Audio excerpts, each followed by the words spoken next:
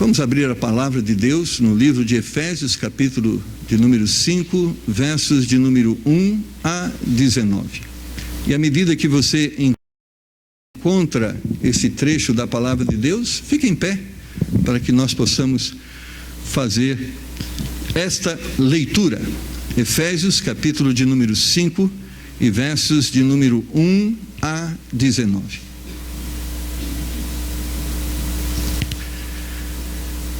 Sede, pois, imitadores de Deus como filhos amados, e andai em amor como também Cristo vos amou e se entregou a si mesmo por nós em oferta e sacrifício a Deus em cheiro suave.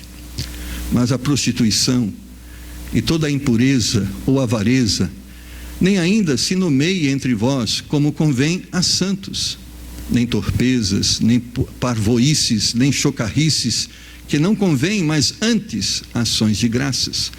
Porque bem sabeis isto, que nenhum devasso, ou impuro, ou avarento, o qual é idólatra, tem herança no reino de Cristo e de Deus. Ninguém vos engane com palavras vãs, porque por estas coisas vem a ira de Deus sobre os filhos da desobediência. Portanto, não sejais seus companheiros, porque noutro tempo erais trevas, mas agora sois luz no Senhor. Andai como filhos da luz, porque o fruto do Espírito está em toda a bondade, e justiça e verdade, aprovando o que é agradável ao Senhor. E não comuniqueis com as obras infrutuosas das trevas, mas antes condenai-as, porque o que eles fazem em oculto, até dizê-lo é torpe. Mas todas essas coisas se manifestam, sendo condenadas pela luz, porque a luz tudo manifesta. Por isso diz: desperta tu que dormes, e levanta-te dentre os mortos, e Cristo te esclarecerá. Portanto, vede prudentemente como andais, não como nécios, mas como sábios, remindo o tempo, porquanto os dias são maus. Por isso, não sejais insensatos, mas entendei qual seja a vontade do Senhor. E não vos embriagueis com vinho em que há contenda, mas enchei-vos do Espírito, falando entre vós em salmos e hinos e cânticos espirituais, cantando e salmodiando ao Senhor no vosso coração. Vamos ler versos de número 10. Todos juntos, verso de número 10. Todos juntos, aprovando o que é agradável ao Senhor. Vamos orar. Queremos nessa noite que o nome do Senhor seja glorificado por meio da sua palavra, que ela possa ser de uma forma simples compreendida e que em temor ela possa ser praticada. Viemos aqui, Senhor, porque queremos andar nos teus caminhos. Pedimos a tua bênção para cada pessoa que vai ouvir agora esta palavra, que ela tenha poder de transformação e libertação, que ela possa operar salvação, que ela possa operar santificação, e tudo isso para a glória do Senhor. Pedimos em nome de Jesus. Amém. Podeis assentar.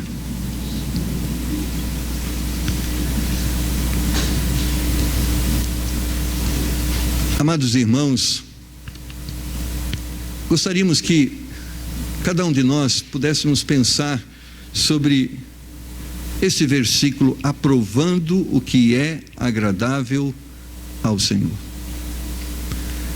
Nós vivemos, irmãos, em um mundo e que é um mundo e um tempo de grande confusão, onde cada pessoa procura viver aquilo que ele entende que é bom e o que é certo. E porque cada pessoa procura viver aquilo que ele entende, o que é bom e o que é certo, nós vivemos essa diversidade de certos e errados. O que para muitas pessoas é errado, para outras é certo. E hoje é até crime discriminar essa liberdade. Ou crime pensar de forma contrária a essa liberdade. Mas a Bíblia nos exorta e exalta, dizendo que o caminho do mundo não é o caminho de Deus. E ela nos exorta dizendo que nós devemos buscar não o caminho do mundo mas o caminho de Deus. Salomão faz essa afirmação quando ele diz que há caminhos que para nós humanos parece direito, quando nós julgamos à luz dos pensamentos e das crenças humanas. Mas a Bíblia diz que quando o nosso caminho é conflitante ou divergente do caminho de Deus, pode ser aparentemente um caminho bom, mas ao final será caminho de morte. Irmãos, o mundo está caminhando para uma falência generalizada nos seus valores ou nos valores e princípios que a Bíblia estabelece. E quando eu falo falência é porque nós estamos assistindo a cada dia a degradação da família, a degradação social dos valores. Nós estamos vendo a destruição da sociedade. Esta é uma verdade. Como é triste observarmos isto. Como é triste vermos o sofrimento que o mundo está experimentando. Dona Elida está lá cursando o curso de pedagogia e ela teve uma experiência quando uma professora quis impor que nós devemos respeitar a liberdade, e não só devemos respeitar a liberdade, mas nós devemos concordar com as decisões que essa liberdade gera. E quando ela disse que Deus não nos dá essa liberdade para usarmos de uma forma errada, a prejudicarmos ao nosso corpo e às pessoas que estão à nossa volta, essa liberdade deve ser vivida para a prática daquilo que é certo, porque aquilo que é errado condena, destrói. E ela foi chamada de preconceituosa, porque ela tinha uma opinião contrária ao uso da liberdade que a sociedade está dando. E essa é uma verdade, principalmente as pessoas que estão ligadas à área da educação, que têm um compromisso de ensinar valores, às vezes princípios, e nem deveria ser essa obrigação, mas estão sendo colocadas para isso. Elas estão privadas de manifestar suas opiniões sobre esses ensinos. Elas têm que ser obrigadas a dar aquilo que o MEC, aquilo que a instituição da educação impõe. E nós, irmãos, que estamos vivendo esse contexto, esta realidade, como devemos reagir e como devemos reagir diante de tudo isso? A Bíblia nos dá um conselho e mostra um caminho que nós devemos seguir. Ele diz: aprove, experimente, viva aquilo que é agradável a Deus. Existe um caminho excelente que Deus quer que nós andemos por ele, e Deus quer que nós aprovemos isto e vivamos desta forma, a fim de experimentarmos as bênçãos que são consequências dessas escolhas, aprovando o que é agradável a Deus. Irmãos, Deus nos ensina a exercermos juízo e discernimento diante dessas coisas que estão diante de nós, porque muitas vezes as nossas mentes ficam confusas, ou seja, chega um momento que diante de tantas falas, de tantas teorias, de tantas teses, de tantas pregações, de tantos ensinos, que nós nem sabemos mais nós mesmos o que é certo e o que é errado. O que é certo?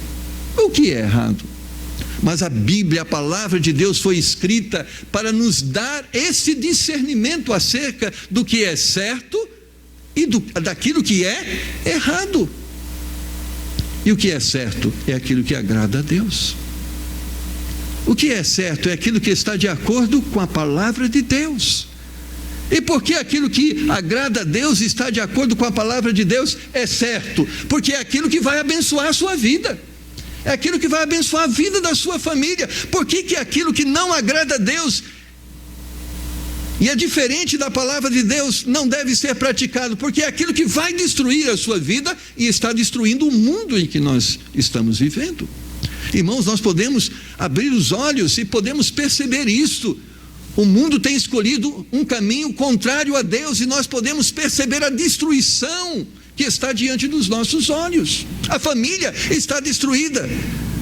As instituições que estão nos governando estão comprometidas. A sociedade não vive mais valores sadios.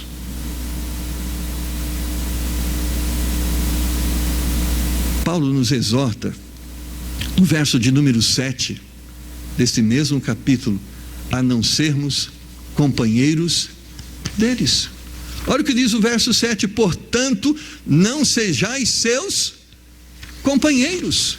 Ou seja, esse mundo está escolhendo um caminho contrário a Deus, um caminho contrário à palavra de Deus, mas Deus se dirigindo aos cristãos, Deus se dirigindo à igreja, a mim, a você, Ele está nos exortando, dizendo: nós não podemos estar unidos com eles. A Bíblia declara que existe sempre, irmãos, diante de nós dois caminhos.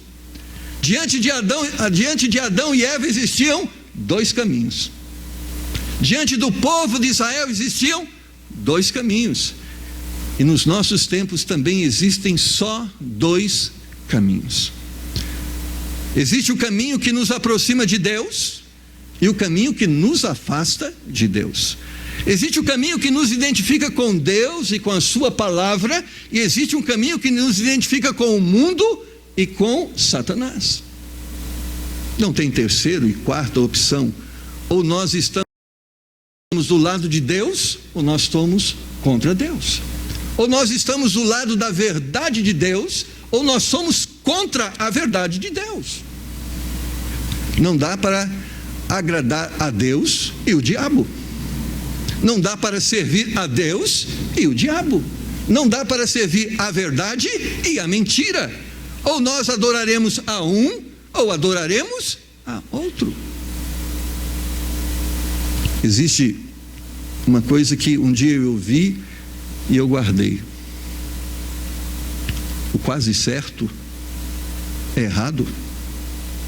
O que quase chegou no céu foi para o inferno. O que acreditava em parte e não acreditava em outra parte era incrédulo.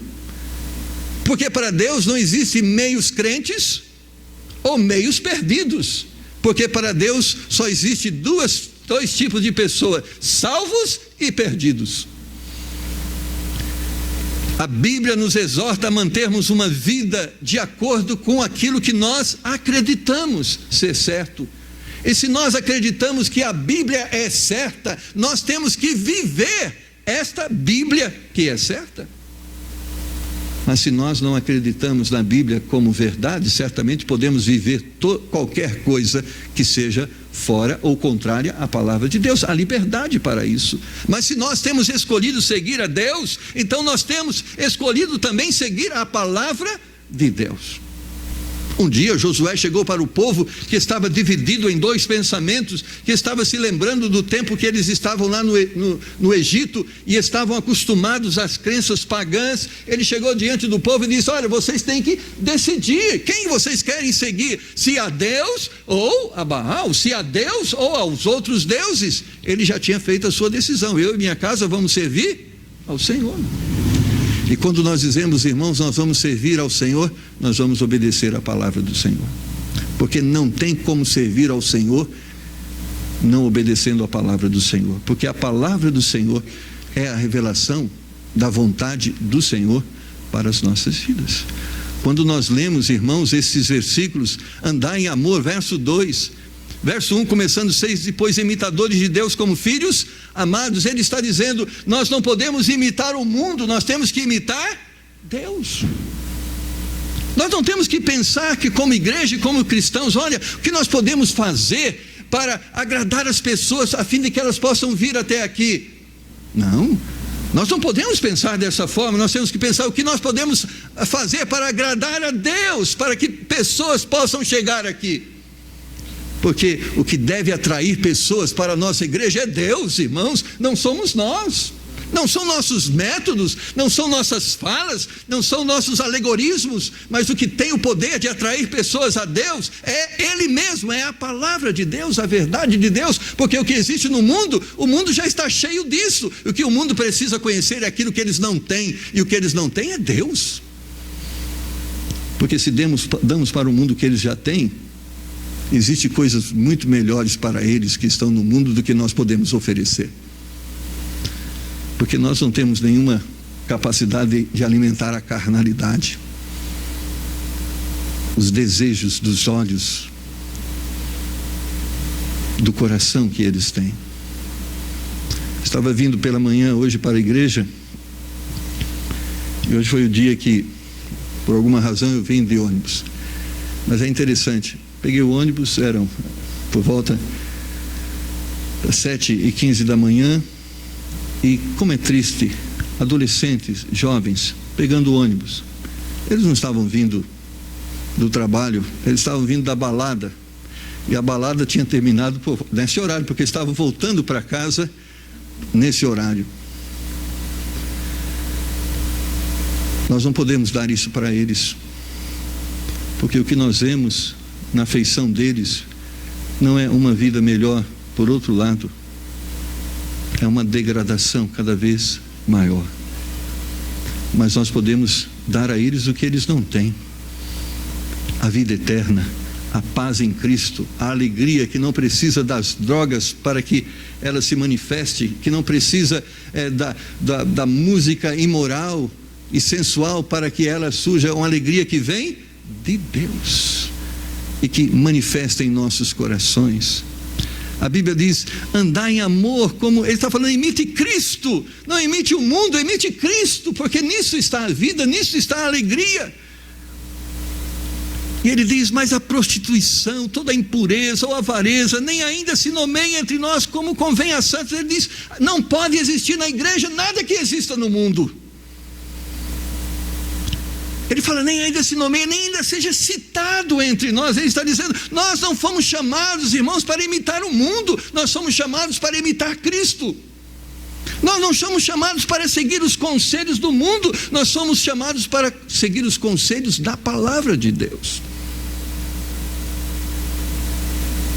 No verso 15 ele declara: porque bem sabeis isso, que nenhum devasso ou impuro ou avarento, o qual é idólatra, nem tem herança no reino de Cristo e de Deus. Ele está dizendo: quando o homem imita o mundo, ele está abrindo mão da herança que Deus oferece a ele. Deus está nos fazendo conhecer o propósito que Ele tem, a vida eterna, uma vida abundante. Quando nós escolhemos o mundo, nós estamos abrindo mão desta herança e dizendo: eu não quero esta, eu quero aquela que os meus mãos podem tocar, meu coração pode sentir e o meu corpo pode sentir prazer. Os prazeres mundanos destroem, mas os prazeres divinos, além de construir, eles elevam o homem. O verso 6 diz: ninguém vos engane com palavras vãs. Existe um monte de gente hoje pregando contra a santidade que Deus exige de nós, que não precisa disso, isso é exagero, não precisa daquilo, aquilo também é exagero. Deus quer o coração, amém, irmãos, Deus quer o coração. Porque a imoralidade que está na veste é porque está no coração, porque se não estivesse no coração, não estava no vestimento. Deus quer o coração, porque quando o coração é íntegro, a vida é íntegra. Quando o coração é puro, a vida é pura. Mas quando os nossos corações estão contaminados, as nossas ações ficarão contaminadas, porque a Bíblia fala que o coração fala do que o coração está cheio. É verdade. A Bíblia diz de uma forma clara: irmãos, não dê ouvido a essas pessoas que dizem que não tem problema isso, não tem problema aquilo. Ele diz: dê ouvido à palavra de Deus, porque todos aqueles que pregam de forma contrária à palavra de Deus, eles não estão servindo a Deus, eles não estão nos orientando para Deus, mas eles estão servindo ao inimigo de nossas almas e nos afastando de Deus. Deus não mudou, irmãos. Não existe verdades do Velho Testamento e verdades do Novo Testamento, a verdade é uma só. O Deus que disse para Israel: não mate, é o mesmo Deus que diz para hoje: não devemos matar. O Deus que diz para Israel todas aquelas leis é o mesmo Deus que está diante de nós nos falando o que é certo e o que é errado, e a sua verdade não muda com o tempo. Os homens mudam. Os homens escolhem caminhos diferentes em cada tempo, apesar de serem redundantes nas suas escolhas. Mas Deus não muda. A Bíblia diz que em Deus não há sombra de variação. Deus continua sendo santo, e Ele continua exigindo que aqueles que queiram ter comunhão com Ele sejam santos como Ele é santo. No verso de número 7, Paulo nos exorta e nos faz entender: houve um tempo que nós éramos assim. Houve um tempo que nós amávamos os prazeres da carne e alimentávamos nossa carne. Houve um tempo que nós gostávamos de balada. Houve um tempo que gostávamos de bebida. Houve um tempo que gostávamos de drogas. Houve um tempo que aprovávamos e praticávamos a mentira. Mas a Bíblia diz que isso fez parte do nosso passado e não pode fazer parte do nosso presente. Irmãos, o cristão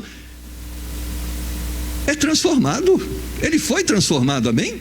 Ele é nova criatura. A Bíblia diz que as coisas velhas passaram, eis que tudo se fez novo. Paulo está exortando: olha, aquilo que você está praticando deve ficar no passado, porque hoje você é chamado para viver uma vida diferente. Irmãos, nós não devemos ter somente nome de crente, mas nós devemos ter uma vida de crente. Nós não devemos ter simplesmente um título ou um nome nosso no hall de membros da Igreja Batista ou do Templo Batista de Indianópolis. Nós temos que ter o nosso nome escrito no livro da vida. Nós somos chamados, meus amados, a sermos luz nesse mundo de trevas. Mas parece que o caminho largo que leva ao céu está se alongando, ou está se estendendo. Parece que o cristianismo agora é o cristianismo que pode tudo, e nem parece que não se percebe mais a diferença entre o crente e o incrédulo, porque o que o crente faz, o incrédulo também faz; o que o incrédulo faz, o crente também faz, porque o incrédulo mente, mas o crente também mente; mas o incrédulo faz coisas erradas, mas o crente também faz. Parece que nós nos tornamos tão iguais que não conseguimos mais ver as diferenças. Não é assim que Paulo disse que nós deveríamos viver. Você percebe as diferenças entre um cristão e um não cristão? Tem conseguido perceber? Quanto tem sido difícil isso, irmãos. Eu lembro de um tempo em que, quando a pessoa tinha o título de cristão, estava ligado a ela os adjetivos: honestidade, integridade, moral, valores familiares. Mas nós vivemos num tempo em que parece que esses adjetivos não caracterizam mais os cristãos. E às vezes temos que suportar, ao falarmos de Cristo para alguém, ele nos dizer: ser crente igual ao meu vizinho, eu prefiro estar onde eu estou. Que triste quando a luz que irradia através de nós já não é mais a luz de Cristo. Parece que somos repercutores daquilo que existe no mundo. Noutro tempo éreis trevas, mas agora sois luz no Senhor. Andai como filhos da luz. E luz, irmãos, aqui não significa outra coisa, não é um raiozinho, uma luzinha que vem lá do céu e parece que está como holofote sobre as nossas vidas. Luz significa aqui retidão, integridade, honestidade, vida correta, certa. É essa luz que Deus quer que seja irradiada através de nós.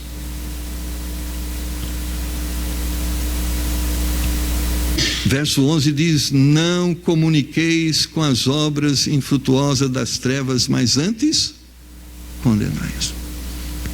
Deus fala, não é só não ter comunhão, não fazer o que é errado, mas Ele diz: nós estamos aqui neste mundo para protestar contra este erro.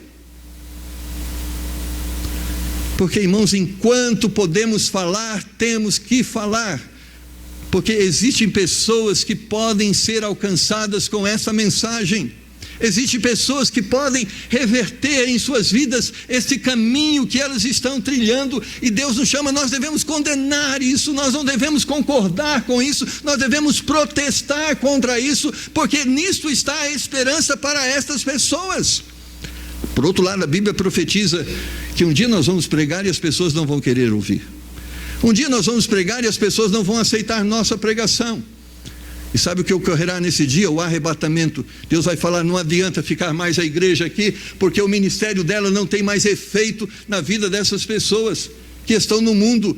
Mas, irmãos, se nós estamos aqui ainda, é porque existem pessoas que ainda podem ser sensíveis a esta palavra, e por isso nós precisamos protestar de forma audível, para que elas possam ouvir que existe um caminho errado, e esse caminho nos afasta de Deus, mas existe um caminho certo, que através de Cristo nós podemos viver. Esse caminho nos leva ao céu, porque o dia que deixarmos de protestar, nós estamos dizendo: tudo está perdido.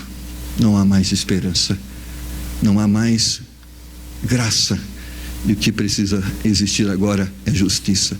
Vai haver esse dia, irmão, aonde o ministério da igreja vai cessar. Não mais protestaremos contra o pecado, não mais pregaremos contra o erro, mas naquele dia surgirá o justo juiz, que julga todas as coisas, e ele exercerá juízo sobre as nações,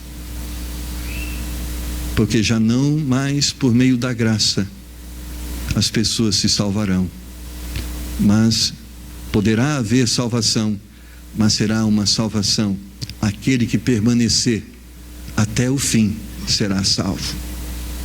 Amados, em todo o tempo a salvação será para os fiéis. Em todo o tempo a salvação será para aqueles que amarem o Senhor, para que amam a palavra do Senhor. Mas a Bíblia profetiza condenação em todos os tempos para aqueles que aborrecem o Senhor e são contrários à palavra do Senhor. Não há salvação fora de Deus, não há salvação fora do caminho de Deus. E quando o nosso caminho não é o caminho de Deus, nós estamos no caminho da morte. Quando o nosso caminho não é o caminho de Deus, nós estamos indo para o inferno.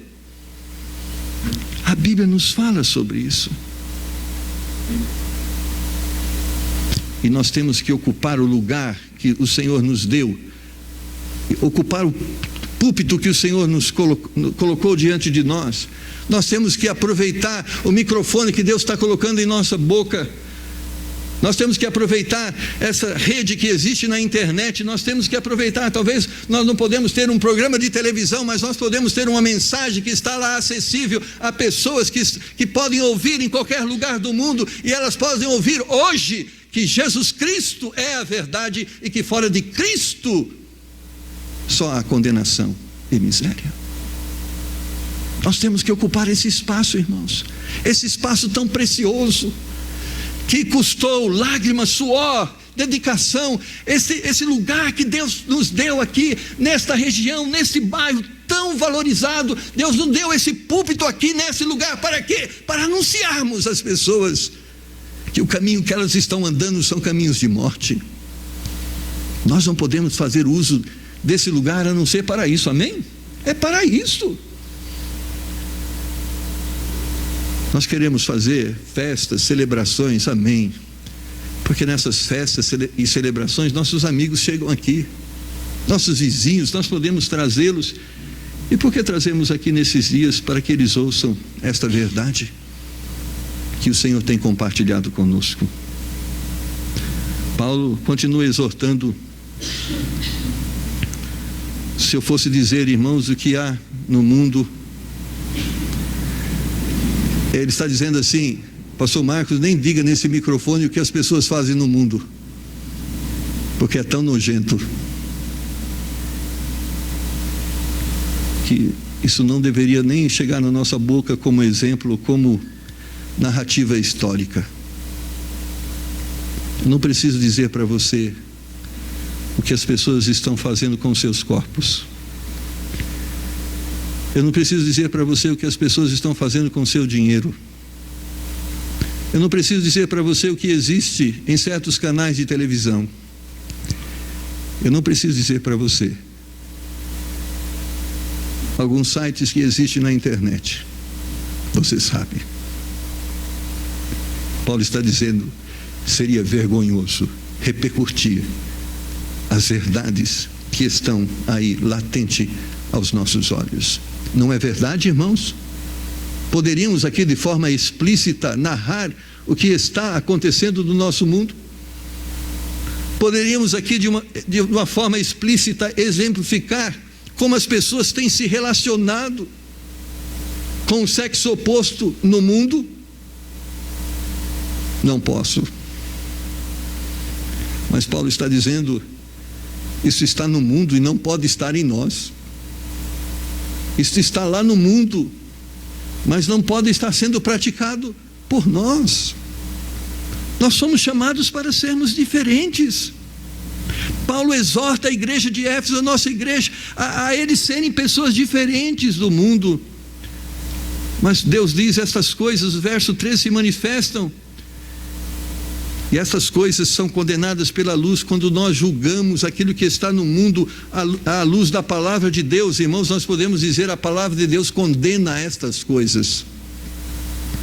E se essas coisas existem em nossas vidas, a palavra de Deus condena as nossas atitudes.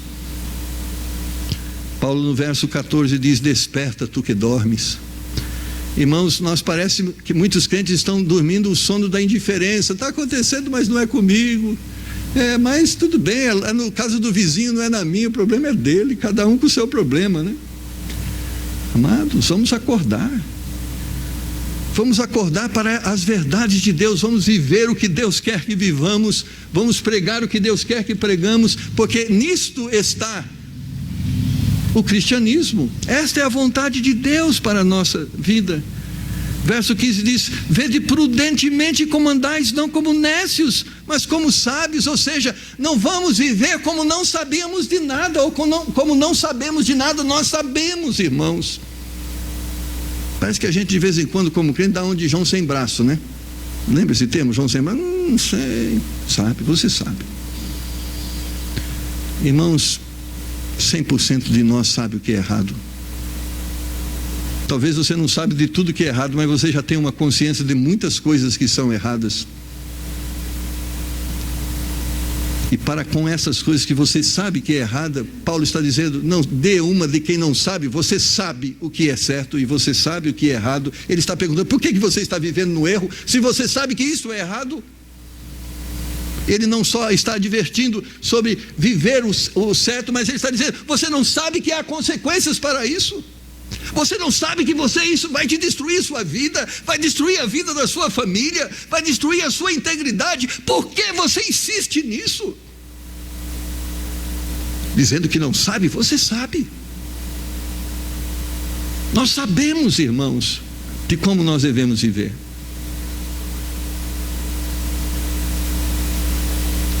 A Bíblia serve para tirar o véu para que nós enxergamos aquilo que já existe, de verdade ou de mentira.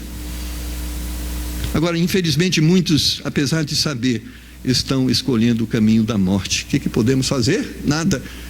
Mas que esse não seja o seu destino. Que esse conhecimento que Deus tem te dado seja usado para libertar a sua vida, para transformar a sua vida, porque é para isto que Deus tem ensinado tudo que Ele tem nos ensinado. Deus não quer nos ensinar simplesmente para que nós sejamos bons historiadores da teologia divina. Quantos conhecem aqui os 10 mandamentos? Levanta a mão. Se não conhece, a gente vai ter que ter aula aqui dos 10 mandamentos.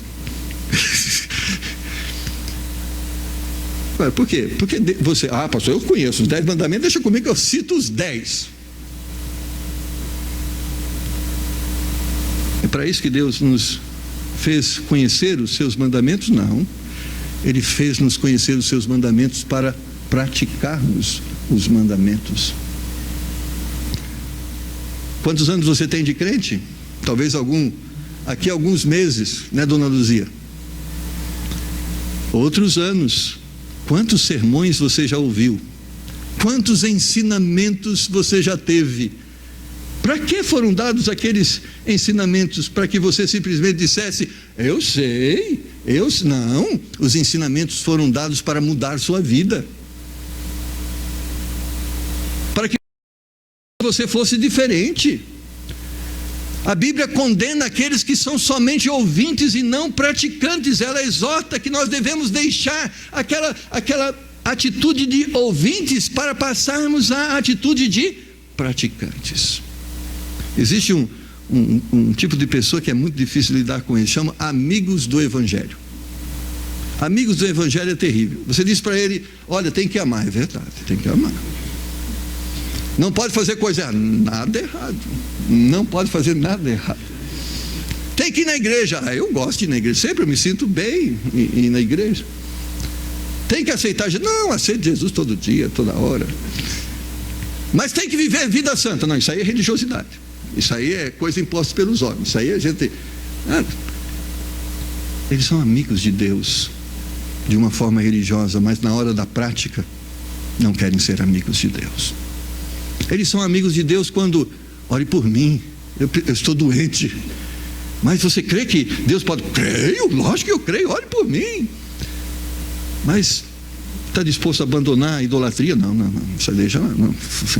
Vamos fazer o seguinte: você não toca na minha crença, eu não toco na sua, mas se você puder me abençoar, me abençoe.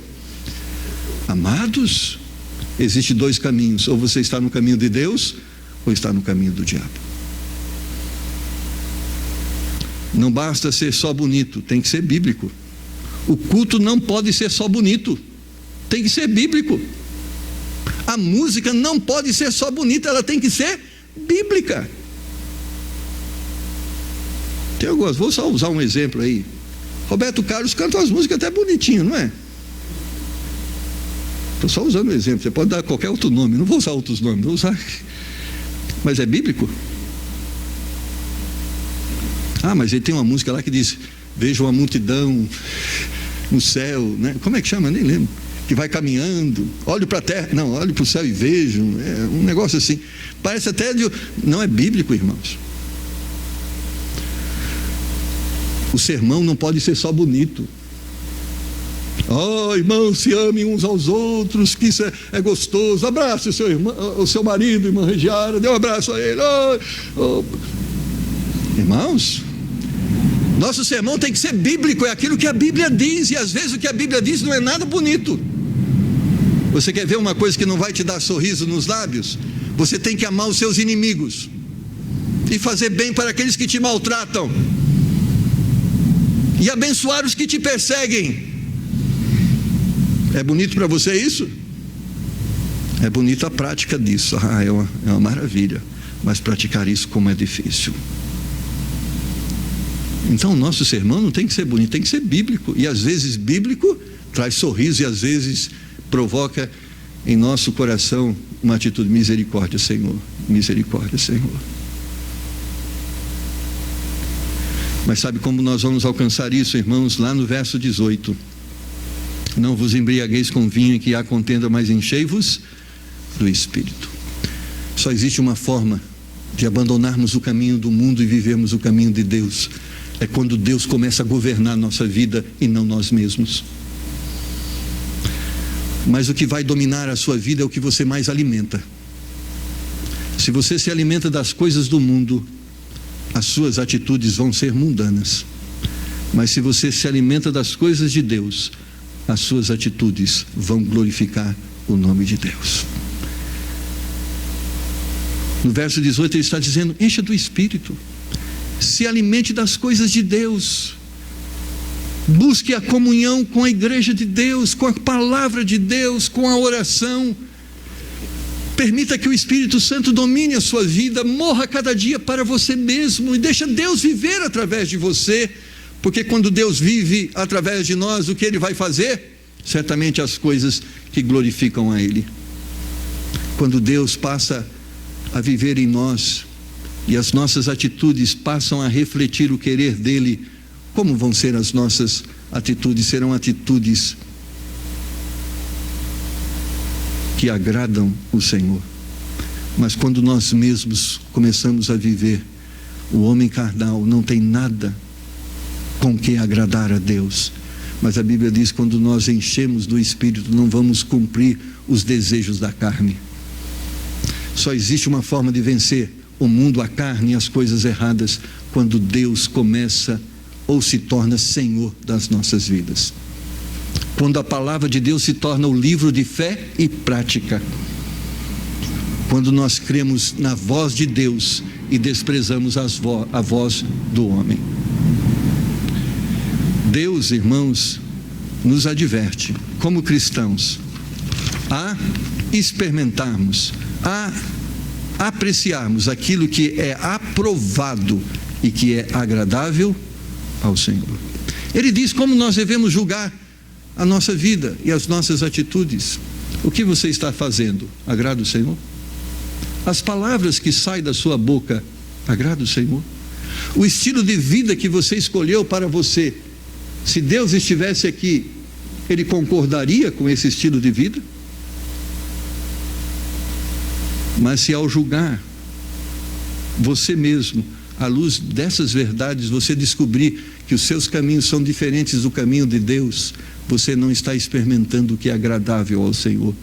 Você pode estar experimentando o que é agradável ao mundo ou experimentando o que é agradável a você mesmo, mas não pode dizer que agrada o Senhor. Mas sabe que a Bíblia diz: não viva uma vida para agradar a si mesmo. Não vive uma vida para agradar o mundo. Viva uma vida para agradar a Deus. E se você viver uma vida para agradar a Deus, sabe o que vai acontecer? Você vai ser abençoado.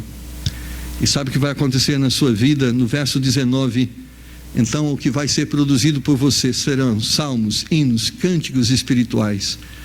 Cânticos que você vai salmodiar ao Senhor. E não só de uma forma externa, mas no coração. Vamos orar. Pai, temos a oportunidade nesse dia de ouvirmos a Tua palavra. Palavra que nos é ministrada com o propósito de que através dela nós possamos julgar os nossos caminhos. E ao julgar os nossos caminhos, à luz da Tua palavra, respondemos a nós mesmos se nós estamos agradando ou experimentando aquilo que é agradável ao Senhor, ou se nós estamos agradando a nós mesmos ou ao mundo. Nos dá graça de percebermos, Senhor, e de reconhecermos de uma forma clara que o caminho do mundo é o caminho da perdição. E convença-nos por meio da ação do Teu Espírito, usando a Tua palavra, que o caminho do Senhor é um caminho de bênção. Nos ajuda nessa manhã a abandonarmos nossos pecados. Nos ajuda nessa manhã a decidirmos obedecer o Senhor. Ajuda pessoas nesse dia a dizerem: eu quero agradar mais o Senhor. Eu quero mudar algumas coisas que eu sei que não agradam o Senhor. Eu sei, Senhor, que o Senhor está aqui para dar a eles força e poder, através de uma convicção bíblica, através da ação convencedora do Teu Espírito Santo. Opera, Senhor, nesse dia, transformação e libertação. Opera, Senhor, nos ouvidos, na vida, no coração daqueles que podem ouvir esta palavra hoje, a salvação. Livra-nos, Senhor, do pecado. Livra-nos, Senhor, da condenação e faz-nos experimentar a vida abundante que o Senhor deseja manifestar em nós.